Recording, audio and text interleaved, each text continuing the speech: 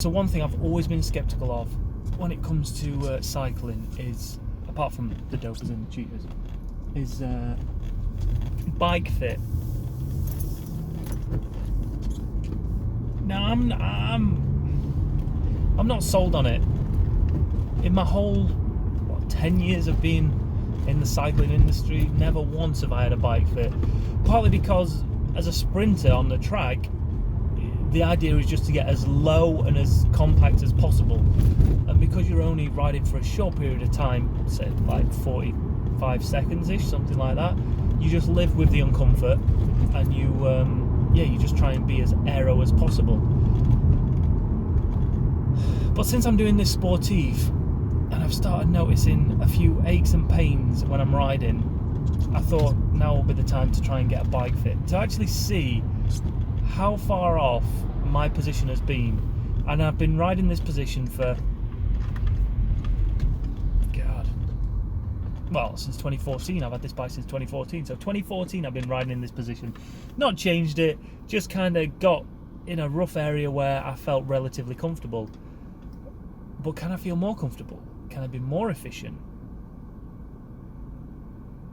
Or is bike fit just another way of getting money out of people without any real benefit? So if one man that's going to know about being comfortable and efficient on a bike, it's Andy Jackson, Peak Sports Consulting, and he's the 2018 UK 24-hour, that's hour, time trial champion. So if you're going to sit on a bike for 24 hours, you've got to be comfy and efficient. But what I really wanted to know is bike fit just for the elite pro peloton, or should bike fit be sold with every single bike that goes out of a shop to ensure a comfortable and safe ride? Andy, who's bike fit for? Bike fit's for anyone. There you go, thanks for watching. Don't forget to No, I'm just joking. Come on Andy, carry on. I mean, I was like you, to be honest, for years, and I spent years and years of riding, racing, training, doing my own thing and getting on it, and wondering why my back hurt, wondering why I couldn't ride on the drops, wondering why my aerodynamics were awful. And then I sort of, over the last few years of racing particularly, I learned a lot about the importance of getting bike fit right, from injury protection, comfort on the bike, ability to do hours on the bike. You know, one of the interesting things you said to me was 90 minutes, it's not your legs that are hurting, it's your neck and shoulders and you want to stop riding. Yeah. I mean, that's just wrong. You should be able to, comfortable to go until your legs or your heart or lungs give up. It shouldn't be your shoulders or your arms or your whatever else giving you jip. That's what should be the way. So, you know, I use this really simple simile that if you go and buy a decent suit, you know, you go to Carnaby Street, you will get that fitted by the tailor. So most of us spend inordinate amount of money on beautiful bikes, and people will go, I've just spent £1,000 to make myself faster, and then they'll balk at £200 to bike fit, £150. Yeah. But that's for me stupid, because it's the most important thing that make you at one with the bike and make you work well. So it was my turn to jump on the bike, and first off Andy checked over cleat position to make sure the ball of my foot was over or around the centre of the pedal, and surprisingly it was absolutely spot on. It turns out, however, it was the only thing that I got right all day. You can also see it simply from the amount of space shown outside the washer. So we'll just adjust that very slightly, but it's not a major change. After that, an off-bike assessment was made to gauge my movement patterns through my ankles, my knees and my hip joint, as well as the flexibility in those areas in those muscles. But I guess when you think about it, this part of the bike fit is essential. A bike fitter knows roughly the angles that they should be working in on the bike. However, if a rider has pre-existing issues, a bit like myself, tight hamstrings, tight psoas, that's your hip flexor, a lack of stability in that knee joint, these things need to be taken into consideration when adjusting that seat and bar position. Thankfully, I wasn't too stiff.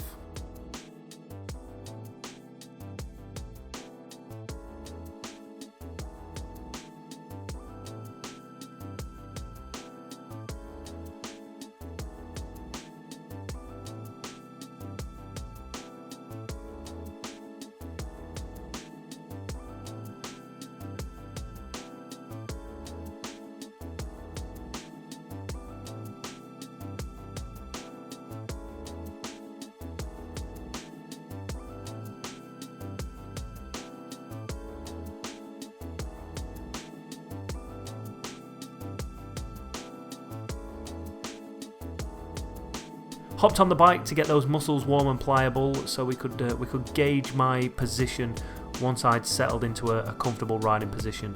The first thing that came apparent was the fact that my saddle was too low. There was no disputing that, it was way too low. So the saddle came up and then eventually it came forward. This is a bit no one ever likes. You're adjusting someone else's bike and they stood over you watching you, going, "He's not going to break it."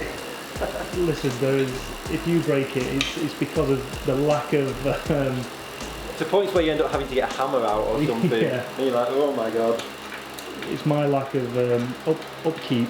But I'll just show you this, it's quite interesting to see. We looked earlier, let's look at how far back. So it was 8 centimetres. 8.5. So just by taking the seat up. You know what are we at now? Nearly 9.5? Yeah? Yeah. So we took the seat up by what? About 1.6 centimetres, 16 mil. Yeah. And we effectively pushed it back by a centimetre. So someone who's doing their own stuff, adjusting their own seat, might not necessarily take that into consideration. No, exactly. And so what we've done with you is we've pushed you even further back when you're already further back. Yeah. So that will have felt far from right, and I can see it. Your leg angle's got better, but that's got worse. Yeah. So we're now going to correct that now, and then we'll probably go up again to support the leg angle again.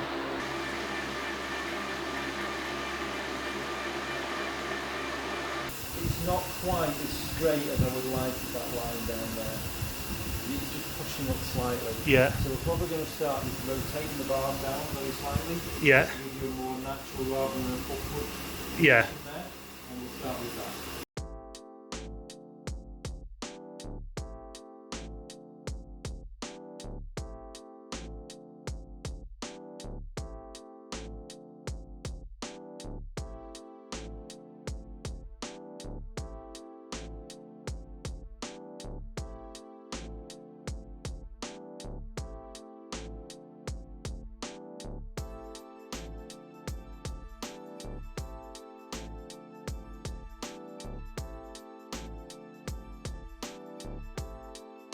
So saddle was set and then it was onto the bars.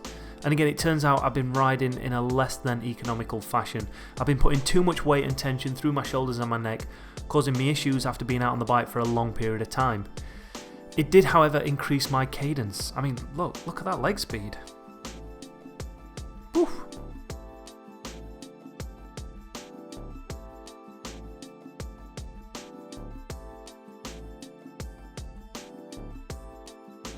After checking out the position of the hoods, we decided to get Andy's gizmo out. No, wait, that doesn't sound right. We got out Andy's adjustable stem length adjuster. Basically, it's a tool which allows you to play with the stem length and angles without changing the stem every 2 minutes. And this is where I think bike fit becomes essential. I mean, I had no idea what stem I should be running. I just guessed and hoped for the best, like 9 out of 10 of us probably do. But we actually found out that by going down a centimetre on the stem from 110 to 100 mil actually increases that comfort dramatically. It's surprisingly how 1 centimetre can make such a difference. So in fact, next time someone does ask you, does size matter? You say, yes, I am prepared to lose a centimetre in the name of comfort and performance. So there. So here are the before and afters, and you can actually tell if you look at that leg position, if you look at that arm position, you can see that that has changed dramatically. It might only look a small amount on the video, but the way it feels, and that's something you can't tell from these pictures, is just how comfy I feel.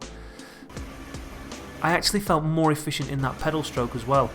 I can't actually believe I was able to ride for God knows how many years in that position and not actually cripple myself. Well, to be fair, I had this one ongoing knee issue which, just so happens to have gone now I've changed my bike position. So what Andy did was essentially lift up my saddle, bring it forward and reduce the stem length by 1 centimetre. Since then I've been riding for this weight for more than a month and it is amazing. I feel so much comfier, there's less tension in my neck, less tension in my shoulders, my pedal stroke feels more efficient and I feel like I'm actually riding the bike and sitting on the bike as opposed to sitting in and back on the bike. Now before I left, I sat down with Andy and some of the stuff he said was really quite interesting, so there's a link in the description below to Andy's website where you can contact him and get yourself booked in for a bike fit. Thanks for watching, make sure you hit that like button, hit that subscribe button, hit that notification bell, And leave a comment below and let us know how you get on with bike fit. Have you had a bike fit? Have you thought about having a bike fit? And if you have or haven't, why not? What's stopping you? And on the other hand, if you have, then let us know how it went for you. For me, it's important to talk about the challenge you came with. You know, your background, awesome, competing at the highest level in the world, yet you came to me with a position which frankly surprised me how bad it was, if I'm honest. Really?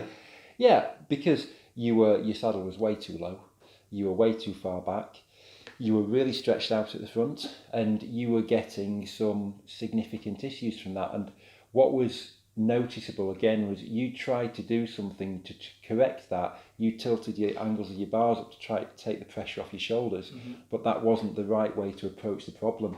The interlinking of all the parts is so important. So if you're sat there at home and think, oh well, I'll just tweak this, put my saddle up like this and change it, it will fix it. It might do, you might get lucky, but it's quite unlikely. Yeah. And again, we demonstrated with you, when you move the saddle up, you effectively move it back because you're moving it away from the bottom bracket. So when you move it up, you effectively move it up in two stages. One, in the vertical height, you've increased it, but also then by the amount it's gone back. Yeah. So you often have to adjust the position forward. But when you bring it forward, then you effectively lower it. So there's a lot of tweaking about to get that position right on there. Do you often find that people come like me, I guess, but my problem didn't really, it only really came to light when I raced last night and noticed that how bad my shoulders got. Yeah. But you're getting people coming to you once they've got a problem, or are you seeing kind of people who are in a relatively good position already? A bit of both. Probably seeing sort of three types of people. Seeing people who've bought a new bike and need to get fit into it right. And for me, that's great. They're doing the right thing, as I said, earlier on. You're then getting people who are trying to access more power from a performance position. And again, we talked about with yourself. I think from what we've done, you will find access to more power because we've opened up the ability to access your quad more.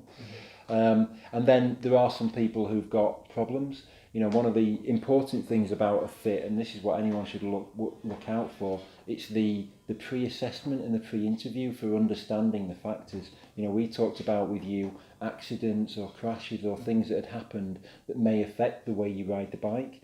We then looked at your flexibility to help inform me on what could work for you. Because you sitting on there for 5 minutes and saying, okay, it feels great or not, might be okay, but you have to go away and ride this. So I need to take that into account when I'm setting things up.